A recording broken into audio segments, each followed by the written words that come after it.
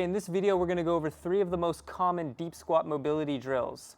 And then I'm going to go over one bonus one at the end, so stay tuned for that. Now, for someone who's had to work really hard over a long period of time to be able to sit in a resting squat like this, I have a decent understanding by now on how to weed through what's actually effective and what's just fluff. Now, realize there's nothing wrong with these mobility drills. Any movement is good. And if you warm up with these drills before you're squatting, you're going to experience increased range of motion.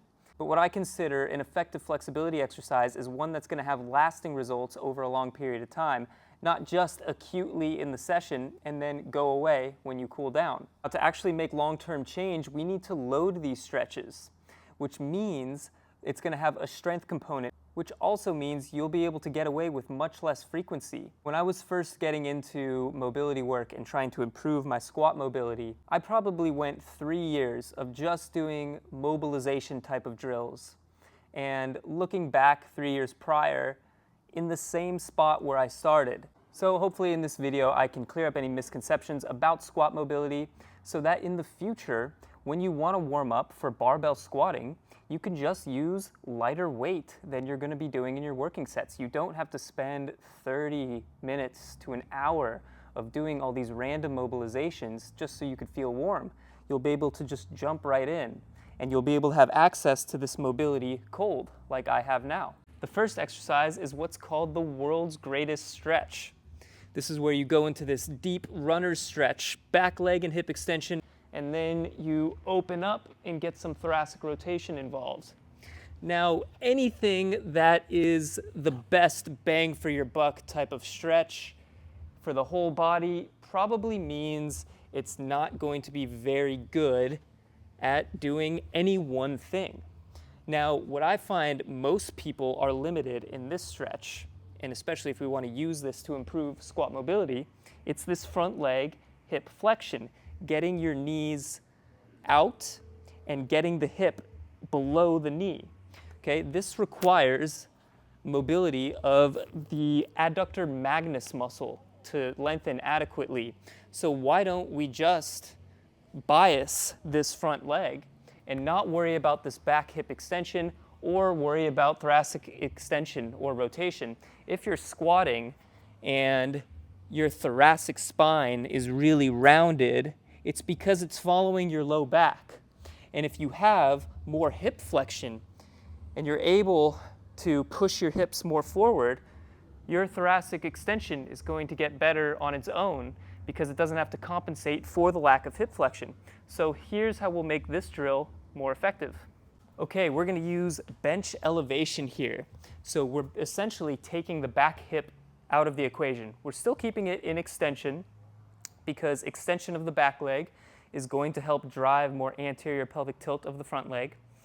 And now we can prioritize this hip flexion, abduction, and external rotation of the front leg, effectively getting length through your adductor magnus muscle, which is also a hip extensor and one of the most active muscles at the bottom range of motion in your barbell squatting. Okay, so now we're going to take one dumbbell. This could be relatively heavy. I would typically use anywhere from 15 to 40 pounds, depending on how long I'm going in this stretch.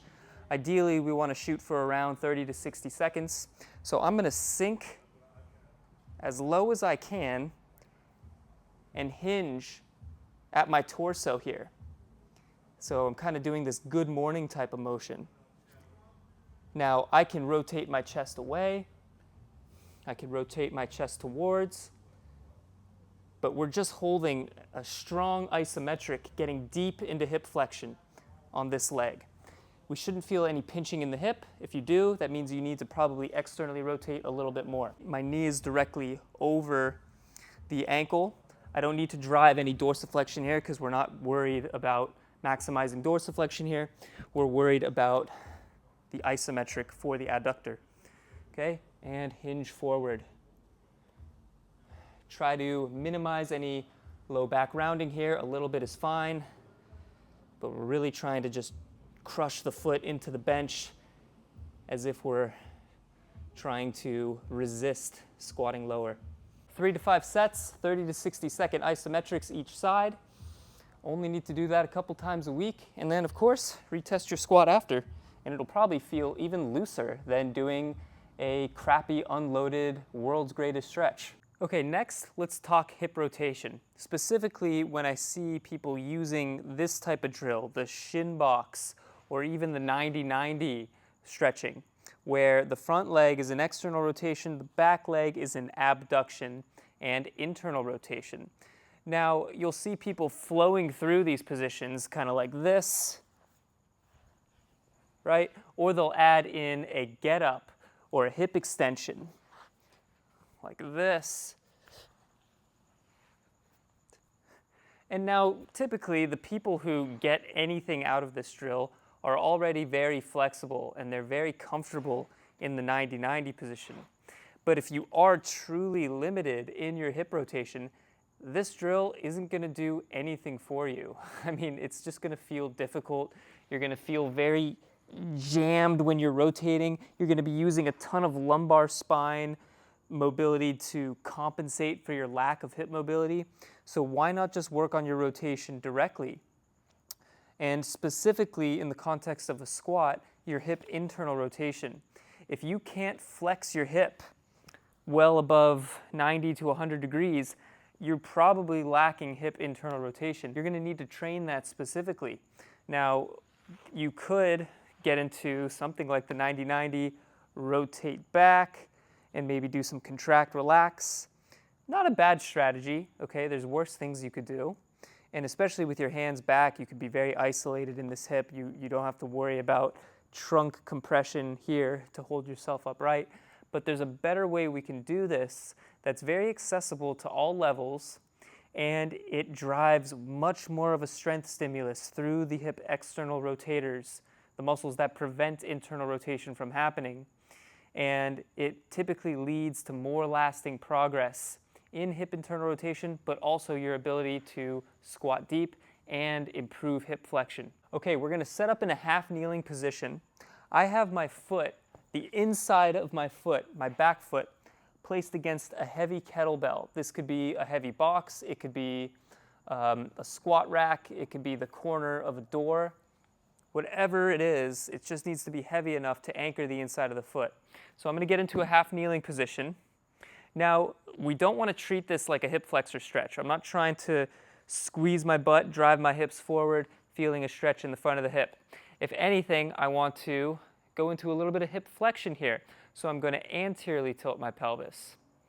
Now, from here, I'm going to rotate my torso back toward the foot, as if I'm trying to get my same side shoulder toward this foot.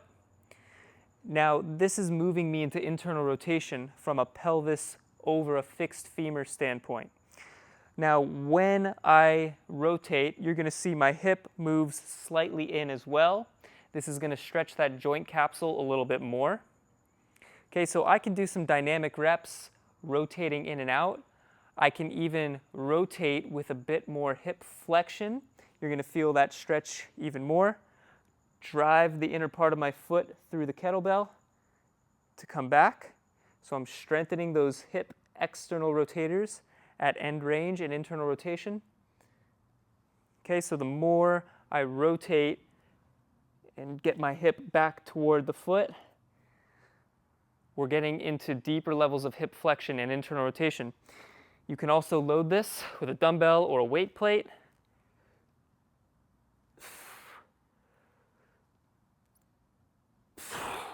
Okay, so this allows you to start from very little bits of hip flexion and get into your maximum limit without trunk compensation, if any. Okay, so you could do this dynamically for reps with a hold at the end, or you could just hold here statically and create an isometric, driving the foot into the bell, and then over time sitting back, making sure you maintain that anterior pelvic tilt and slight hip flexion. We don't want to be in posterior pelvic tilt and then just rotate like this, because all we're going to feel is a stretch through the psoas and hip flexors and not through the deep hip rotators. You can give this a try, and then afterwards, pull your knee toward your chest and see if it's a little bit more comfortable. The next exercise is going to be an ankle mobility drill, and this one only will give you short-term changes at best, but isn't going to do much to create any long-term adaptations in the ankle. Now, this is a banded posterior glide of the talocrural joint. Now it's supposed to move the talus back as the shin travels forward, increasing the space in the front of the joint. This is going to be a strategy used for people who only feel a pinch at the front of the joint here. Now, in my experience, I dealt with this a lot. I found this to not work for me at all. I still had that pinch. And this was predominantly because I wasn't addressing what was going on at the foot, because I tend to be somebody who naturally walks a bit duck-footed, and my foot mobility tries to make up for what I'm missing here at the ankle. So ditch the band. I'm going to show you a better way to stretch your ankles. Okay, I have a foam roller against a stack of plates here. You can use a box or a wall, but you want to have room for your knee to translate forward. So I'm going to extend my toes into the roller. The balls of my toes will be on the ground. Now, instead of doing this in hip flexion, I'm going to do it in hip extension. So I'm going to bring my other leg forward. Now, setting up in hip extension is commonly overlooked when training ankle mobility. Now, what this does is hip extension is going to turn the tibia into external rotation and prevent the foot from collapsing into pronation. And the big toe extension here is going to do the same. It's going to help supinate the foot, because oftentimes when people train dorsiflexion, their knee collapses inwards, and the pronation of the foot tries to mask actual dorsiflexion at the ankle joint. Now, pronation is all the craze in the foot mobility world right now, but when we're trying to actually improve ankle mobility, we want to delay that pronation from occurring. So I'm in the stretch. Now what I'm going to do is I'm going to crush the toes into the roller. Crush, crush, crush, crush, crush. At the same time, I'm digging my heels down into the ground. So I'm creating a co-contraction of the muscles on the front of the shin, as well as the ankle plantar flexors as I'm crushing the toes into the roller. So we want to hold this isometrically for around 30 to 60 seconds. I can even do some pulses here where I lift the heel and then drive the heel back down to the ground. Give this a try, and this will benefit your squat much more than that banded distraction will. Okay, and now here's my bonus drill. The last one I'm going to go over is the simple supported deep squat hold. Now, I did a protocol back in the day. It was a challenge where you hold the bottom position of your squat 30 minutes a day for 30 days, and supposedly you were supposed to see insane progress in your resting squat. I did that challenge for probably half a year. 30 minutes a day, resting in the bottom of my squat for half a year, and I got nowhere. I made zero progress. My knees started to ache. My hips were a bit more pinchy than when they started. Here's how you can do supported squat holds, but make them so much better. So what you're going to do is use an overcoming isometric strategy. So instead of just sitting here passively at the bottom, not getting your brain involved whatsoever, I honestly don't even feel a good stretch here.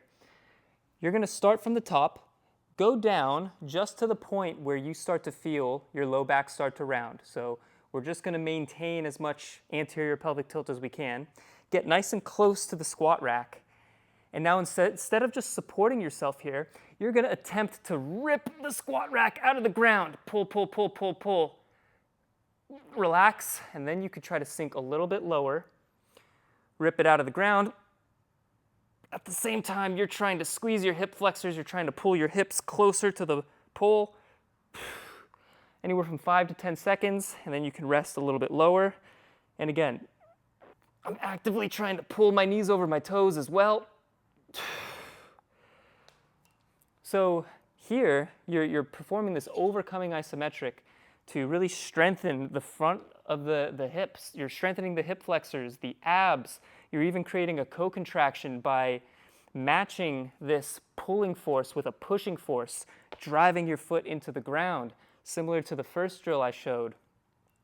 So this is a really good way to strengthen the bottom of the squat, get your brain involved, and really teach your body how to pull yourself actively into a deep squat. This was one of the most effective drills I've ever used for my squat. And it's not very isolated. It's something you can do literally anywhere. And it'll have way more lasting effects, both acute and over the long term, than just sitting here passively doing nothing. All right, so there you have it, guys. If you like these drills and you found them more effective than what you commonly see being prescribed on the internet, please give the video a thumbs up and let me know in the comments which exercises were your favorite, which ones worked for you. Do you have any questions on any of them? I'd be happy to answer them. And just to reiterate, there's nothing wrong with dynamic stretching, some light passive work as a means of warming up. I still do it.